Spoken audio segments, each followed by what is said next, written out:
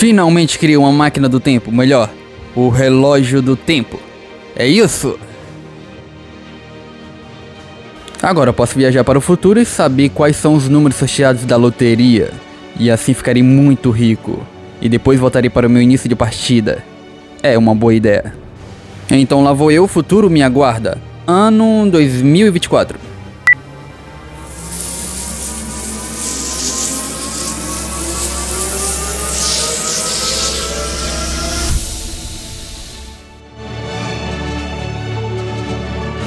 Espera aí.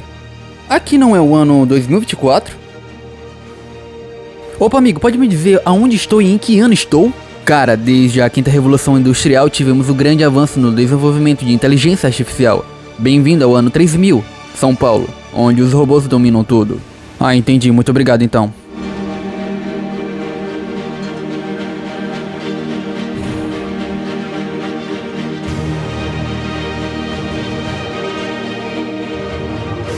Nossa. Carros voadores. Melhor eu voltar para o início então. Ano 2023, lá vou eu.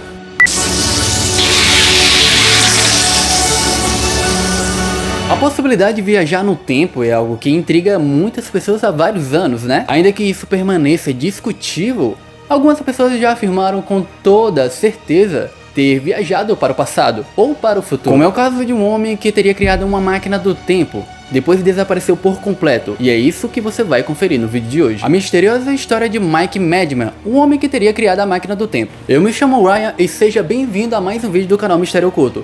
E agora, sem mais enrolação, vamos logo começar esse vídeo que tá bastante legal.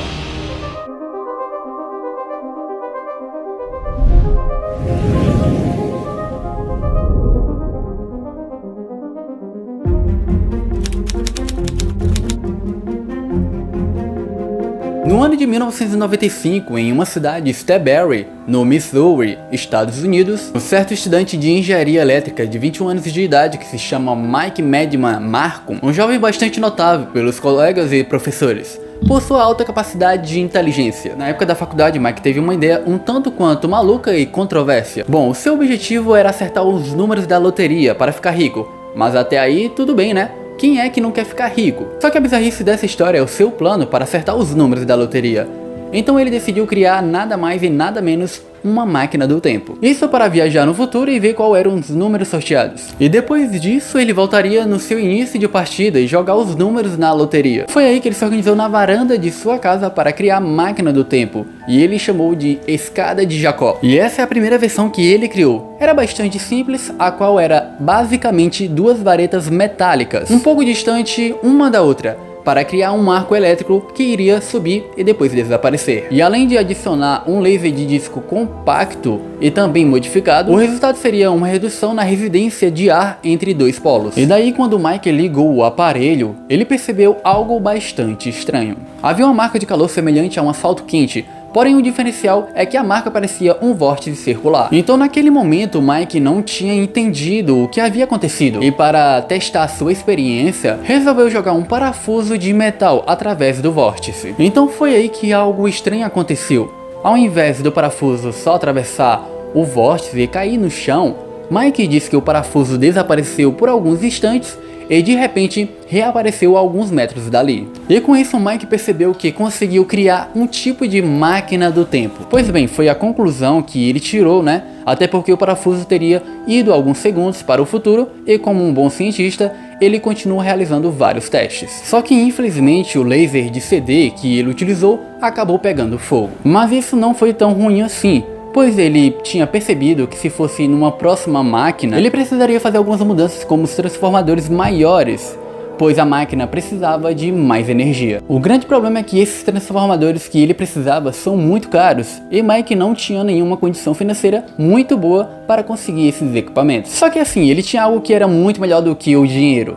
No caso, a sua inteligência e a sua perseverança. Então ele descobriu que na central elétrica em St. Joseph Light and Power, que fica em King City, lá no Missouri, havia uns 6 transformadores antigos que não estavam sendo utilizados. Então, em nome da ciência, digamos assim, e do fato de estarem sem uso e abandonados, Mike foi até o local e roubou os equipamentos. E o que era para ser um roubo simples em nome da ciência, né? Então ele foi testar o novo equipamento e não deu muito certo. Isso porque ele acabou causando um apagão em massa em vários quarteirões em todo o seu bairro. E com isso, no dia 29 de janeiro de 1995, o xerife Eugene Lupfer, do condado de Caltrim, foi até a casa de Mike com um mandado de prisão e acabou prendendo, devido ao apagão e pelo roubo dos transformadores. Bom pessoal, eu não sei por quanto tempo o Mike ficou preso, mas depois de alguns meses ele foi solto. E depois que ele foi solto, ele foi convidado a participar de uma entrevista em um programa de rádio bastante famoso chamado Art Belts.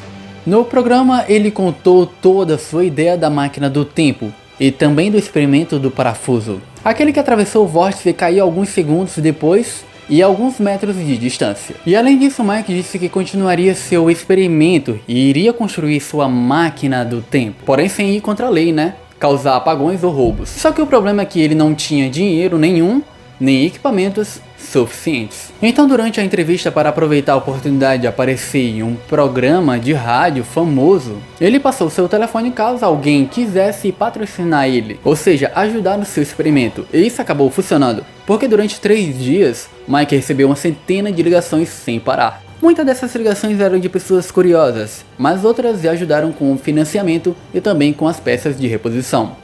E com pouco tempo, Mike conseguiu juntar tudo o que precisava para construir uma nova máquina do tempo. Mas dessa vez seria uma máquina bem maior e também muito poderosa do que a anterior. Enquanto o antigo operava uma taxa de kilowatts, esse novo modelo foi projetado em megawatts. Isso porque ele queria testar uma máquina com um humano, e isso seria ele mesmo. Mike instalou um campo magnético rotativo semelhante ao que os militares americanos usaram no experimento de Filadélfia. Que, para quem não sabe, galera, é uma teoria da conspiração sobre um projeto no qual o destroyer de escolta teria se tornado invisível. E além disso, 2 pessoas teriam supostamente viajado no tempo. E bom, por mais que seja uma teoria ou ficção, existem vários marinheiros que dizem ser verdade. Mas esse não é o caso dessa história, então vamos continuar para saber o que aconteceu com o Mike. Bom galera, depois de quase 1 ano de projeto, faltava poucos dias para Mike terminar a máquina do tempo. Então ele acabou sendo convidado novamente para aquele programa de rádio famoso. E no programa ele disse que só a máquina do tempo estava muito mais sofisticada e o vórtice eletromagnético era bem pequeno e só tinha espaço para um simples parafuso, agora era grande o suficiente para passar um humano. E ele completou dizendo que estava quase conseguindo gerar quantidade de tensão suficiente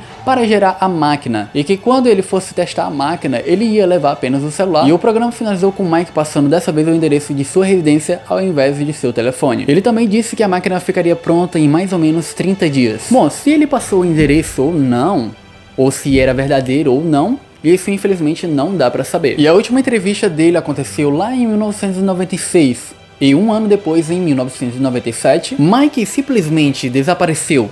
Ele nunca mais foi visto e ninguém ouvia falar dele, e muito menos também alguém sabia sobre o paradeiro dele. Mas a grande pergunta é: será que a máquina do tempo deu certo e ele foi para o futuro ou para o passado? Será que realmente ele estava construindo um dispositivo do tempo? E depois que ele passou o seu endereço, alguém foi lá na casa dele e deu sumiço nele? Então galera, não dá pra saber o que realmente aconteceu. Porém, depois de um bom tempo que Mike desapareceu, um ouvinte ligou para aquele programa de rádio Art Bell, isso para falar de uma história muito estranha que ele havia encontrado. Na década de 1930, a polícia teria encontrado um homem morto em uma praia da Califórnia. Esse homem foi encontrado esmagado em um tubo de metal estranho e o corpo estava completamente irreconhecível. Além disso, um dispositivo estranho havia sido encontrado perto de seu corpo. E essa pessoa que havia ligado para a rádio disse que esse dispositivo estranho parecia um celular da década de 90. Mas será que tudo isso era verdade? Mike realmente viajou no tempo? Aquele homem que foi encontrado na praia, será que era o corpo de Mike? Ou será que ele tá por aí em algum lugar do mundo, tipo no futuro? Bom, existe um relato de um membro bem ativo de um fórum chamado Paranormal